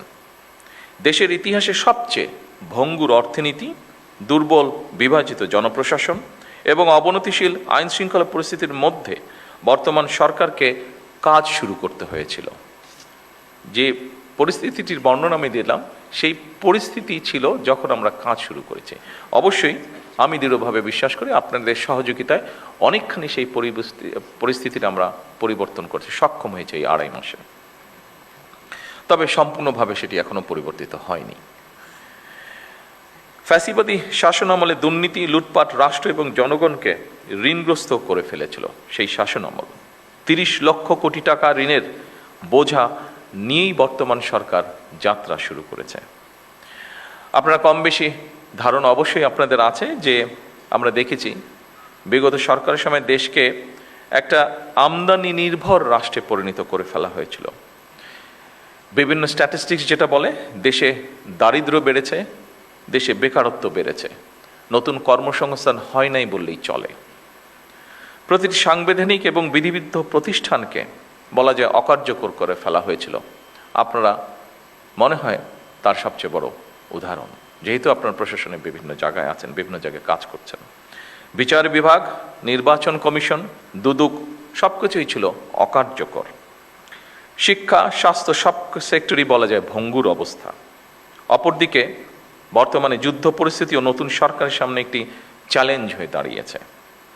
যুদ্ধ পরিস্থিতি থেকে হয়তো এই মুহূর্তে পৃথিবীর কোনো দেশই রক্ষা পায়নি, সব দেশই কম বেশি এফেক্টেড হয়েছে, বাংলাদেশে এফেক্টেড হয়েছে। তবে জনগণের ভোগান্তি না বাড়িয়ে আমরা সকলে মিলে কিভাবে পরিস্থিতির মোকাবেলা করা যায় সেটি হচ্ছে আমাদের চেষ্টা বা অব্যাহত চেষ্টা সেটা, এবং আপনাদের সহযোগিতায় সেই চেষ্টা আমরা অব্যাহত রেখেছি।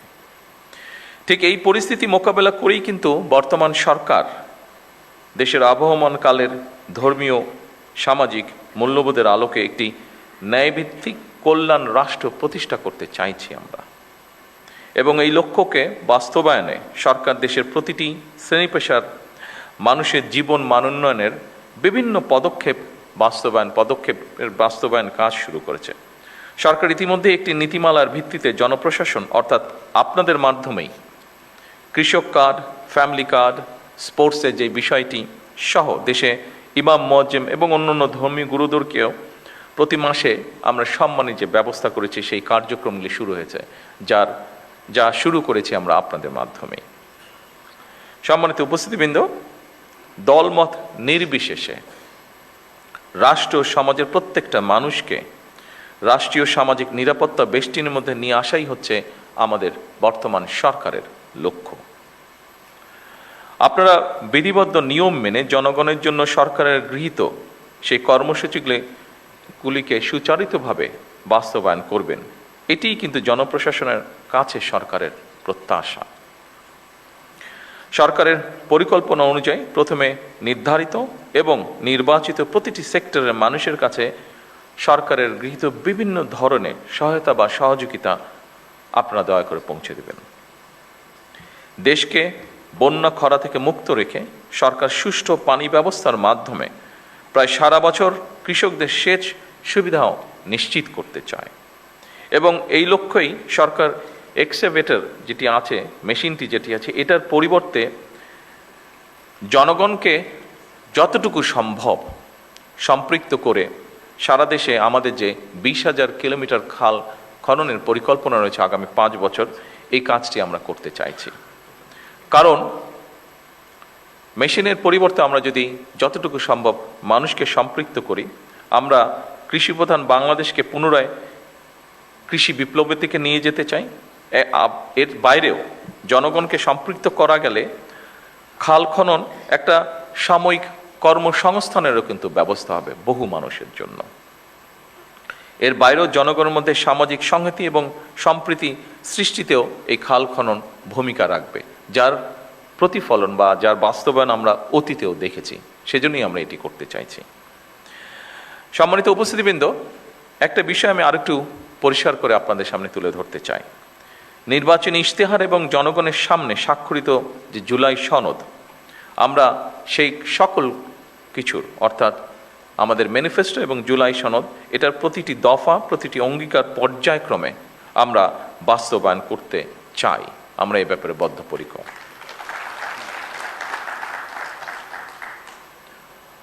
আমি আশা করব আপনারা আপনাদের মেধা ও যোগ্যতা দিয়ে জনগণের কাছে দেওয়া সরকারের প্রতিটি প্রতিশ্রুতি দক্ষতার সঙ্গে বাস্তবায়নে ইনশাল্লাহ ভূমিকা রাখতে সক্ষম হবেন। সম্মানিত বিভাগীয় কমিশনার এবং জনপ্রশাসনের কর্মকর্তাবৃন্দ, আপনারা রাষ্ট্র পরিচালনায় সর্বোচ্চ প্রশাসনিক স্তরে অবস্থান করছেন। একটি শক্তিশালী, জবাবদিহিমূলক, আইনসম্মত এবং জনবান্ধব রাষ্ট্র ব্যবস্থা গড়ে তোলার ক্ষেত্রে আপনারাই হচ্ছেন কিন্তু সরকারের অন্যতম প্রধান চালিকা শক্তি। সুশাসন বর্তমান সরকারের রাষ্ট্র পরিচালনার মূল ভিত্তি আমরা করতে চাইছি। সুশাসনের জন্য প্রয়োজন দক্ষ ব্যবস্থাপনা, যোগ্য নেতৃত্ব এবং অবশ্যই জবাবদিহিতা। দুর্নীতির বিরুদ্ধে সরকারের অবস্থান পরিষ্কার, সেটি হচ্ছে আমরা কম্প্রোমাইজ করতে চাই না দুর্নীতির সাথে। নির্ধারিত সময়ের মধ্যে প্রকল্পের বাস্তবায়ন করা অত্যন্ত জরুরি। ব্যয়ের ক্ষেত্রে সর্বোচ্চ স্বচ্ছতা বজায় রাখা অন্যতম গুরুত্বপূর্ণ একটি বিষয় এবং একই সাথে কাজের গুণগত মান নিশ্চিত করা সংশ্লিষ্ট প্রশাসনিক কর্মকর্তাদের একটি গুরুত্বপূর্ণ দায়িত্ব। একই সঙ্গে সম্মানিত সকল উপস্থিতিবৃন্দ, সম্মানিত জেলা প্রশাসকবৃন্দ, একই সঙ্গে প্রয়োজনের অতিরিক্ত আইন কানুন ও জটিলতাকে অজুহাত হিসাবে আমরা ব্যবহার না করি, বরং বাস্তবসম্মত, কার্যকর ও জনস্বার্থ সংশ্লিষ্ট সিদ্ধান্ত গ্রহণের মানসিকতা আমরা প্রশাসনের সকল পর্যায়ে গড়ে তোলার চেষ্টা করি, যাতে করে জনগণ সময় মতন সরকারের প্রতিটি কর্মসূচির প্রত্যাশিত যে সুফল সেটি লাভ করতে পারে। আমরা চাই সততা, মেধা এবং দক্ষতাই হবে জনপ্রশাসনের নিয়োগ, বদলি কিংবা প্রমোশনের মূল নীতি। স্বচ্ছতা এবং দ্রুততার সাথে শূন্য পদে জনবল নিয়োগ, শক্তিশালী পাবলিক সার্ভিস কমিশন গঠন, বেসরকারি সার্ভিস রুল প্রণয়ন সহ সর্বত্র প্রশাসনিক কাঠামোর কার্যকারিতা জবাবদিহিতা নিশ্চিত করতে সরকার কিন্তু দৃঢ় প্রতিজ্ঞ। সম্মানিত জেলা প্রশাসকবৃন্দ, সম্মানিত সকল উপস্থিতিবৃন্দ, কমিশনারবৃন্দ, বিশ্ব এখন আর্টিফিশিয়াল ইন্টেলিজেন্সের যুগে প্রবেশ করেছে। এ ব্যাপারে আমরা সবাই ওয়াকিফাল। সুতরাং বৈশ্বিক প্রতিযোগিতায় যদি টিকে থাকতে হয় তাহলে অবশ্যই জনপ্রশাসনের কর্মকর্তাদেরকেও কিন্তু সময়ের সঙ্গে মোকাবেলায় নিজেদেরকে প্রস্তুত রাখতে হবে। আমি শিওর আপনারা এই ব্যাপারে সচেতন আছেন এবং সে ব্যাপারে নিজেদেরকে প্রস্তুত করে তুলছেন। চতুর্থ বিপ্লবের এই যুগে কৃত্রিম বুদ্ধিমত্তা, অটোমেশন এবং ডিজিটাল প্রযুক্তির মাধ্যমে জনগণের জনপ্রশাসনের কার্যক্রমকে আরও কীভাবে সময় উপযোগী, দক্ষ, স্বচ্ছ এবং জবাবদিহি করা যায়, এটি বোধহয় আমাদের এখন চিন্তা করা উচিত হবে। এবং আমি মনে করি যেহেতু এই আইটি বলেন বা আর্টিফিশিয়াল ইন্টেলিজেন্স বলেন, এইগুলো এগিয়ে যাচ্ছে, আমার মনে হয় আমাদের এই বিষয়ে ডেভেলপ করা ছাড়া বিকল্প কোনো কিছু নেই। সম্মানিত সকল উপস্থিতিবৃন্দ, এই সম্মেলন কেবল আনুষ্ঠানিক মত বিনিময়ের জায়গা হওয়া উচিত নয়, বরং এটি এমন একটি পরিসর যেখানে মাঠ প্রশাসনের বাস্তব অভিজ্ঞতা, সীমাবদ্ধতা, প্রয়োজন এবং উদ্ভাবনী চিন্তা সরাসরি জাতীয় পর্যায়ে সিদ্ধান্ত প্রক্রিয়ায় প্রতিফলিত হতে পারে বা হওয়া উচিত। আপনারা মাঠ পর্যায়ে সরকারের প্রশাসনিক অ্যাম্বাসেডর। দ্রব্যমূল্য নিয়ন্ত্রণ, বাজারের শৃঙ্খলা বজায় রাখা, কৃষকের ন্যায্য মূল্য নিশ্চিত করা অত্যন্ত জরুরি। ইচ্ছে মতন যাতে কেউ নিত্য প্রয়োজনীয় পণ্যের মূল্য বাড়াতে না পারে, কিংবা যে টেন্ডেন্সিটা আমরা দেখি বিভিন্ন সময় মজুতদারি বা কারসাজির মাধ্যমে বাজারে অস্থিতিশীলতা সৃষ্টি করতে না পারে, কোনো ধরনের সিন্ডিকেট বা কৃত্রিম সংকট সৃষ্টির অপচেষ্টা কেউ করতে না পারে, এই জন্য নিয়মিত বাজার তদারকি জোরদার করা প্রয়োজন। বাজার ব্যবস্থাপনায় স্থিতিশীলতা বজায় রাখা, এটি সামাজিক স্থিতি এবং জনগণের আস্থার সঙ্গেও কিন্তু সরাসরি সম্পর্কিত। সম্মানিত সকল অতিথিবৃন্দ, কৃষক যেন তার উৎপাদিত ফসলের ন্যায্য মূল্য পায়, পাশাপাশি কৃষকের জন্য সার, বীজ, সেচ, সংরক্ষণ সুবিধা এবং বাজারজাতকরণের উপযোগী পরিবেশ নিশ্চিত করাও আমাদের জন্য জরুরি। কৃষিকে শুধু উৎপাদনের বিষয় হিসেবে নয়, বরং গ্রামীণ জীবিকা, খাদ্য নিরাপত্তা, কর্মসংস্থান, গ্রামীণ জনগণের শহরমুখিতা হ্রাস এবং স্থানীয় অর্থনৈতিক স্থিতিশীলতার নিয়ামক হিসাবে আমার মনে হয় দেখা প্রয়োজন। এই বিষয়টির সাথে নিশ্চয়ই আপনারা কম বেশি একমত হবেন।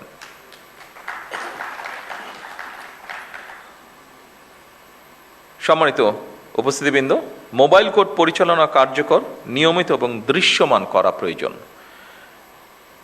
অনেকগুলো ক্ষেত্রে। আমি ক্ষেত্রগুলো যেহেতু আগে আলোচনা করেছি সেজন্য সেখানে আর গেলাম না। বিশেষ করে এখন আরেকটি, এই আমাদের এই যে মিডল ইস্ট ক্রাইসিসের সময় এখন আরেকটি বিষয় আমরা জোর দিতে চাচ্ছি, সেটি নিশ্চয়ই ইনস্ট্রাকশনও আপনাদের সকলের কাছে আছে, সেটি হচ্ছে সন্ধ্যা 7টার পরে আমরা চাইছি যে বিভিন্ন মার্কেট প্লেসগুলোতে যাতে বিদ্যুৎ ব্যবহার না হয়, এ ব্যাপারেও আপনাদেরকে একটু খেয়াল রাখা প্রয়োজন, খেয়াল রাখতে হবে। উপস্থিতিবৃন্দ, মোবাইল কোর্ট পরিচালনা কার্যকর, নিয়মিত এবং দৃশ্যমান করার জন্য জরুরি পদক্ষেপ বা জোর পদক্ষেপ আপনারা দয়া করে গ্রহণ করবেন, যাতে করে আইন লঙ্ঘনের ক্ষেত্রে তাৎক্ষণিক ব্যবস্থা গ্রহণ করা যায় এবং জনস্বার্থ সংশ্লিষ্ট অপরাধ দ্রুত দমন করা সম্ভব হয়। জনগণ ন্যায় বিচার প্রাপ্তি সহজতর করা এবং সরকারি সেবাকে হয়রানি মুক্ত করা এবং প্রতিটি নাগরিকের জন্য সমান সুযোগ নিশ্চিত করা, আমি মনে করি আপনাদের কাজের একটি গুরুত্বপূর্ণ এবং বড় অংশ। উপস্থিতিবৃন্দ, সরকারি কার্যালয়ে সেবা প্রার্থীরা যেন অপ্রয়োজনীয় হয়রানি না হয় কিংবা বিলম্ব বা অনিয়মের শিকার না হয়, দয়া করে সে ব্যাপারেও আপনাদেরকে কঠোর নজর রাখতে হবে। জনগণের যে কোনো ন্যায্য অভিযোগ গুরুত্ব সহকারে প্রতিকারের ব্যবস্থা দয়া করে আপনারা গ্রহণ করবেন। আইন শৃঙ্খলা পরিস্থিতি এবং মাদক নিয়ন্ত্রণ, সাম্প্রদায়িক সম্প্রীতি বজায় রাখা এবং বাল্য বিবাহ, নারী ও শিশু নির্যাতনের বিরুদ্ধে কঠোর ব্যবস্থা গ্রহণ করতে হবে, যেগুলো আপনাদের ক্যাপাসিটির মধ্যে আছে। বিশেষ করে আবারও আমি এখানে উল্লেখ করতে চাই, সাম্প্রদায়িক সম্প্রীতি, বাল্য বিবাহ, নারী এবং শিশু নির্যাতন, দয়া করে এই কটি বিষয় আপনারা আপনাদের ব্যক্তি অবস্থান থেকে দয়া করে পদক্ষেপ গ্রহণ করবেন। প্রশাসনিক অবস্থান আপনাদের আছে, তারপরে একজন মানুষ হিসেবে দয়া করে আপনারা এই বিষয়টিতে নজর রাখবেন না, আমি দৃঢ়ভাবে বিশ্বাস করি এটি। খাদ্যে ভেজালের বিরুদ্ধে কার্যকর ব্যবস্থা গ্রহণ একটি অত্যন্ত জরুরি বিষয়। এই খাবারটি আপনি খাচ্ছেন, আমি খাচ্ছি, আপনার পরিবারের সদস্য আপনার সাথে থাকছে, তারাও খাচ্ছে। কাজেই এটির প্রতি আমাদের নজর রাখা অত্যন্ত প্রয়োজন। এ ব্যাপারে সামাজিক সচেতনতা বৃদ্ধি করা প্রয়োজন। স্থানীয় নেতৃত্বের সঙ্গে সমন্বয় এবং প্রোঅ্যাক্টিভ প্রশাসনিক ব্যবস্থা নিশ্চিত করার মাধ্যমে আমি মনে করি জনপ্রশাসনকে গণমুখী করা গেলে জনগণ সরকারের কার্যক্রমের সুফল থেকে নিশ্চয়ই বঞ্চিত হবে না। সম্মানিত উপস্থিতিবৃন্দ, রাজনৈতিক নেতৃত্বের পাশাপাশি সরকারের যাবতীয় গণমুখী উদ্যোগ বাস্তবায়নের জন্য সরকার জনপ্রশাসনের উপরে নির্ভরশীল। বিভিন্ন সেক্টর চিহ্নিত করে সরকার দেশে বিদেশে কর্মসংস্থানের সৃষ্টির জন্য উদ্যোগ গ্রহণ করেছে। খুব সম্ভবত আমাদের নাটোরের ডিসি সাহেব বোধহয় এরকম কিছু একটা বলে গিয়েছেন ওনার বক্তব্যে। তরুণদের দক্ষতা উন্নয়ন, প্রশিক্ষণ, প্রযুক্তি নির্ভর কর্মসংস্থান উদ্যোক্তা হিসাবে গড়ে তোলার জন্য আমাদের সবাইকেই এগিয়ে আসা প্রয়োজন। খেলাধুলা, সংস্কৃতি কর্মকাণ্ড এবং জনস্বার্থে স্বেচ্ছাসেবামূলক অংশগ্রহণের সুযোগ বৃদ্ধি করা প্রয়োজন। যেমন আপনারা এর ভিতরে একটি কাজ করছেন, সেটি হচ্ছে যে ক্লিনিংয়ের কাজ আপনারা করছেন আপনাদের স্ব এলাকায়। খাল খননের বিষয়টি আছে, এরকম অনেকগুলো বিষয় আছে। কয়েকটি বিষয় আমি বক্তব্যের বাইরে, আমার যে স্ক্রিপ্ট বক্তব্য আছে এটির বাইরে আমি চিন্তা করেছি আমি আপনাদের সাথে আলাপ করব। যেমন গতকাল যেরকম একটা অনুষ্ঠান হয়েছে, আপনি যদি আপনাদের এলাকায় শিক্ষা মন্ত্রণালয়, যে দায়িত্বে যারা আছেন, কালচারাল মিনিস্ট্রি যারা আছেন, এদের সাথে কথা বলে যদি আপনারা আপনাদের জেলাগুলোতে, উপজেলাগুলোতে ইউনিয়ন, স্কুল, কলেজের বাচ্চাদের মধ্যে বিভিন্ন রকম কম্পিটিশনগুলো যদি শুরু করতে পারেন, ডিবেট প্রতিযোগিতা হতে পারে, স্পোর্টস হতে পারে। কেন স্পোর্টস সব সময় শীতকাল আসলে হতে হবে? কেন অন্য সময় স্পোর্টস হতে পারবে না? কেন কালচারাল অনুষ্ঠান ওই 26শে মার্চে হতে হবে, 16 ডিসেম্বর হতে হবে, 21শে ফেব্রুয়ারিতে হতে হবে স্কুল পর্যায়ে? কেন এটা হতে হবে? কেন আমরা এটা চেঞ্জ করতে পারবো না? কেন সারা বছর হতে পারবে না? এর বাইরেও আপনারা এখানে আমাদের কৃষি সচিব আছেন, রফিক সাহেব আছেন, রফিকুল ইসলাম, উনি বগুড়ায় ডিসি হিসেবে, জেলা প্রশাসক হিসেবে দায়িত্ব পালন করছেন। সেই সময় আমরা একটা অনুষ্ঠান করেছিলাম। বছরের 2-1টি সময় আমরা শহরের একটা অংশের ভিতরে আমরা বিভিন্ন রকম ফেয়ার করেছিলাম। যেমন ধরেন মহিলারা বিভিন্ন জিনিস অনেকেই ঘরে বসে বানায়, সেটার একটা ডিসপ্লের মতন আমরা করেছিলাম, অর্থাৎ মিনা বাজার সর্ট অফ। কালচারাল অনুষ্ঠান হতে পারে। আমাদের শিল্পকলা একাডেমি আছে, মোটামুটি অনেক জেলাতেই আছে। যেই জেলাগুলোতে নেই সেখানে জেলা পরিষদের বিল্ডিং আছে, সেখানে অডিটোরিয়াম আছে। অর্থাৎ একটা সবসময় সারা বছরই কম বেশি সপ্তাহে যদি একটা অনুষ্ঠানও থাকে তাহলে মানুষের যাবার জায়গা থাকে। আপনি এইগুলো কাজের মাধ্যমে আমরা যেটা দেখছি এখন, যে আমাদের তরুণ সমাজ বিভিন্ন অন্য বিষয় যেটা প্রত্যাশিত না, এরকম অনেক কিছুর সাথে ইনভলভ হয়ে যাচ্ছে তারা। আমরা যদি আমাদের ছেলেমেয়েদেরকে এরকম খেলাধুলা বলেন, সংস্কৃতি বলেন, এই ধরনের বিষয়গুলোতে আমরা ধীরে ধীরে ইনভলভ করতে পারি, তাহলে আমার মনে হয় তারা এগুলা থেকে আস্তে আস্তে সরে আসবে। তাদেরকে তো আমাদের অপশন দিতে হবে যে তারা যে একটা 16 বছর 20 বছরের ছেলে বা মেয়ে, তার ভিতরে যে এনার্জিটা আছে, মানসিক এবং শারীরিক এনার্জিটা আছে, এটাকে তো বার্ন করার আমাকে জায়গা দিতে হবে। আমি যদি সেই এভিনিউটা তাকে না দিই, স্বাভাবিকভাবেই সে অন্য কিছুতে ইনভলভ হয়ে যাবে। সেজন্য আসুন এইভাবে আমরা সমাজকে কিন্তু বদল করতে পারবো। আপনাদের এলাকায় বিভিন্ন, যেমন আরেকটি জিনিস আমি বলতে চাচ্ছিলাম, এটা আমি আলাপ করতাম, আমি সিনিয়র মিনিস্টারদের সাথে এবং আলাপ করে এটা ঠিক করতে চাইছিলাম। আমরা যেরকম 21শে পদক দিই, 26শে মার্চ পদক দিই, আপনাদের ডিস্ট্রিক্টে কিন্তু এরকম অনেক ঘটনা ঘটে। যেমন একটা ছেলে, সে উদাহরণ হিসাবে বলছে, একটা মানুষ হয়তো হঠাৎ করে পুকুরে পড়ে গিয়েছে, বা একটা পশু একটা পুকুরে পড়ে গিয়েছে, একটা মানুষ নিজের রিস্ক নিয়ে ওই মানুষটাকে, যে পড়ে গেছে তাকে রক্ষা করলো। একটা জীব পড়ে গিয়েছে, তাকে একটা মানুষ উদ্ধার করলো ওখান থেকে। অথবা ঝড়ে একটা গাছ পড়ে রাস্তা বন্ধ হয়ে গেছে, গ্রামের মানুষ হাঁটাচলা করতে পারছে না, কয়েকটা ছেলে মিলে সুন্দর করে গাছটাকে সরিয়ে রাস্তাটাকে আবার ঠিক করে দিল। অর্থাৎ এইরকম সামাজিক ভালো কাজ যেগুলো, এই কাজগুলোকে যদি আপনারা এনকারেজ করেন এবং তারপরে যদি আপনারা আমাদেরকে পাঠান, আপনারা যদি সেন্ট্রালে পাঠান, আমাদেরকে সেন্ট্রালে পাঠান, তখন জাতীয়ভাবে হয়তো আমরা এরকম ব্যবস্থা গ্রহণ করতে পারি। সে ম্যাট্রিক পরীক্ষা হচ্ছে, ম্যাট্রিক পরীক্ষা আমরা জানি বিভিন্ন সময় অনেক সময় অনেক ইনসিডেন্ট ঘটে থাকে, বাট আমরা যদি এরকম করি যে ঠিক আছে আমরা ধরেন আপনার উপজেলা সে নাটোর জেলায় সব মিলে আমরা 3 জন বা 5 জন টিচার সিলেক্ট করব যারা ভালো পারফর্ম করেছে, তখন আপনি যদি নামগুলো পাঠান তখন আমরা সরকার থেকে তাকে একটা রিওয়ার্ড দেওয়ার বা অ্যাওয়ার্ড দেওয়ার কিছু একটা আমরা ব্যবস্থা করব। এই ধরনের বিষয়গুলো যদি আপনারা চিন্তা করেন, ফলে হবে কি, দেখুন এই সমাজে এই দেশে তো আমরা সকলে মিলেই বাস করছি। আমরা নিজেরই যখন পারিবারিক লেভেলে আলোচনা করতে বসি, আমরা যখন বন্ধুবান্ধব সামাজিক লেভেলে আলোচনা করতে বসি, আমরা অনেক বিষয় নিয়ে আলোচনা করি আমরা, যেগুলো আমাদেরকে কিছু ডিপ্রেস করে ফেলে, আমরা কিছু ফ্রাস্ট্রেশন এক্সপ্রেস করি আমাদের। কিন্তু আমরা সকলে মিলে যদি এইরকম কিছু কিছু জিনিস চালু করতে পারি, নিশ্চয়ই আমরা পরিবর্তন কিছুটা করতে পারবো, আস্তে আস্তে করতে পারবো। যে কোনো পরিবর্তনই তো একদিনে হবে না, 1 মাস 6 মাস 1 বছরে হবে না। কিন্তু আমরা যদি, আমার ধারণা এটা, আমি যেহেতু অনেকদিন আমাকে বাইরে থাকতে হয়েছে, আমি দেখেছি সেই সব দেশে এরকম প্র্যাকটিস করে তারা, এরকম ছোট ছোট জিনিস হতে থাকে যেগুলো সমাজে অনেক ভ্যালু অ্যাড করে, অনেক ভ্যালু অ্যাড করে। কাজে আপনারা যদি এই উদ্যোগগুলো গ্রহণ করেন, আমরা এখান থেকে আপনাদেরকে সাপোর্ট দিতে পারবো ইনশাল্লাহ। আমরা চাই এই জিনিসগুলোকে। আমি কিছুদিন আগে ইনফরমেশন মিনিস্টার সহ সেক্রেটারি সাহেব সহ আমরা আলাপ করছিলাম যে আমরা দেখছি সোশ্যাল মিডিয়াতে অনেক কিছু আমরা দেখছি, আমরা সমাজে আমাদের চোখেও দেখছি। আমরা যখন ছোট ছিলাম, আমরা যখন স্কুলে পড়তাম, আমরা তখন দেখেছি অনেকগুলো সোশ্যাল ভ্যালুস ছিল, রিলিজিয়াস ভ্যালুস ছিল আমাদের, বাট এখন কিন্তু সেগুলো ভেরি মাচ অ্যাবসেন্ট, আমরা দেখছি না। কাজেই ওই জিনিসগুলোকে আস্তে আস্তে আমরা কেন ফিরিয়ে আনতে পারবো না? মানুষের প্রতি মানুষের শ্রদ্ধা, মানুষের প্রতি জীবের প্রতি দয়া, প্রকৃতির প্রতি দয়া, এরকম ধরনের জিনিসগুলোকে কেন আমরা আস্তে আস্তে ছোট ছোট ঘটনার মাধ্যমে কেন আমরা আবার সামনে আনতে পারবো না? আমরা যদি এরকম আস্তে আস্তে আনতে থাকি, নিশ্চয়ই আমরা সমাজে একটা পরিবর্তন করতে সক্ষম হব। এবং এই চেষ্টাটা আমাদের সকলে মিলেই করতে হবে, কারণ এই চেষ্টাটা এই জন্যই করতে হবে কারণ আমরা সকলে মিলেই কিন্তু এই দেশটার মধ্যে বসবাস করছি।